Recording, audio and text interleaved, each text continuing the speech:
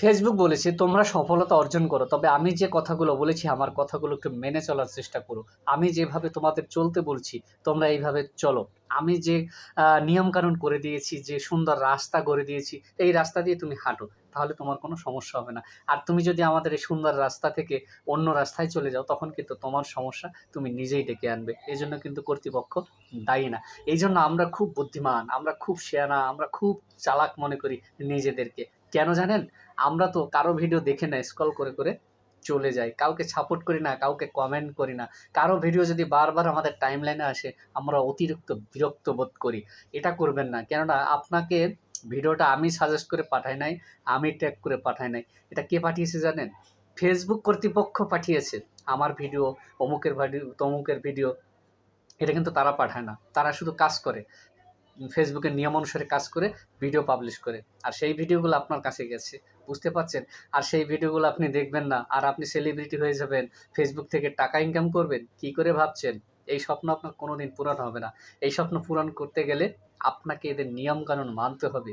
প্রতিটা ভিডিও দেখবেন, video related comment করবেন, ভালো লাগলে শেয়ার করবেন, লাইক করবেন, তবেই তো আপনার ভিডিও অন্য একজনের কাছে পাঠাবে ফেসবুক সাজেস্ট করে। আর আপনিই যদি কারো ভিডিও না দেখেন, কারো ভিডিওতে লাইক কমেন্ট না করেন, তাহলে আপনি কি করে না আশা করেন যে আমি রাতারাতি একা একা সেলিব্রিটি হয়ে যাব? কোনো দিন হতে পারবেন না। আপনাকে সেলিব্রিটি হতে গেলে অন্যের সহযোগিতা লাগবে, অন্যের ভালোবাসা লাগবে। আর অনলাইন প্ল্যাটফর্ম এমন একটা জগৎ, আমরা বুঝেও কেন যেন বুঝি না। এইখানে আপনি যত ভালোবাসা দেবেন, ভালোবাসা তত বাড়বে। এই ভালোবাসা কিন্তু কোনোদিন কমবে না। একটা কথা মাথায় রাখবেন, আপনি যত ভালোবাসা দেবেন, কেননা একা একা কিচ্ছু করতে পারবেন না, আপনাকে 10 জনকে নিয়েই কিন্তু পথ চলতে হবে। এই অনলাইনে যদি আপনি কাজ করতে চান, অনলাইন জগতে এখন সফলতা পেতে চান, কেননা আগে কিন্তু এরকম ছিল না ভাই। এখন তো কন্টেন্ট ক্রিয়েটর ঘরে ঘরে, যে কয়টা ফোন সেই কজন কন্টেন্ট ক্রিয়েটর।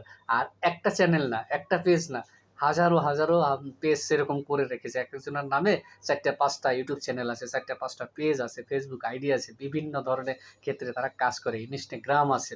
যে যেরকম ভাবে পারে সে সেরকমভাবে করে, সেটা কোনো বিষয় না। কিন্তু আগের তুলনায় তো এখন কঠিন বেশি, কেন কন্টেন্ট ক্রিয়েটর ঘরে ঘরে। আর আগে তো মানুষ হাজারে একজন হয়তো কন্টেন্ট ক্রিয়েটর থাকতো, তারা ভিডিও তৈরি করতো, আমরা সবাই মিলে দেখতাম। এখন কিন্তু সেই দিন পাল্টে গেছে। এখন কিন্তু আমরা সবাই কন্টেন্ট ক্রিয়েট করি। যেই একটু অ্যান্ড্রয়েড ফোন চালাই, ফেসবুক আইডি আছে কি ইউটিউব চ্যানেল আছে, আমরা সবাই ভাবি একটা কন্টেন্ট তৈরি করি, এখানে ভিডিও পাবলিশ করি। দেখি ও ভাইরাল হয়েছে, ওর এত ভিউজ হয়েছে, ওর এত কমেন্ট পড়েছে, আমারটা হবে। এই কম্পিটিশনের জন্য আমরা কিন্তু সবকিছু ভুলে যাই। আচ্ছা ভালো কথা, আমরা কম্পিটিশন করব সবাইকে মিলে একসাথে, তাই না? আগে থেকে যখন পরিবর্তন হয়েছে নিয়মকানুন, যে নিয়মকানুন বলেছে, আমরা সেই নিয়ম অনুসারে কাজ করি। দেখি কাজ করে এখানে সবাই যখন সফলতা পাইছে আমরাও নিশ্চয়ই পাবো। রাগ, হিংসা, অহংকার কোনো কিছু রাখবেন না। তালি, বুলি, গালি এগুলো আপনাকে মালা করে রাখবেন গলায়। তবেই আপনি এখানে সফলতা অর্জন করতে পারবেন। কথাগুলো হয়তো আপনাদের কারো ভালো লাগবে, কারো ভালো লাগবে না। আপনারা সবাই একটু মেইনটেইন করে চলার চেষ্টা করবেন সবকিছু। আর কী ধরনের কনটেন্ট হলে আপনাদের ভালো লাগে, কী ধরনের কনটেন্ট দিলে আপনারা খুশি হবেন, আনন্দ পাবেন, সেগুলো আমাদেরকে একটু কমেন্টের মাধ্যমে জানাবেন। তাহলে আমরা বুঝতে পারবো যদি কোথাও ভুল ভ্রান্তি হয়। আজকের মতো বিদায় নেব। Tata, bye bye. দেখা হবে আবার নতুন কোনো ভিডিওতে, নতুন কোনো রিলসে।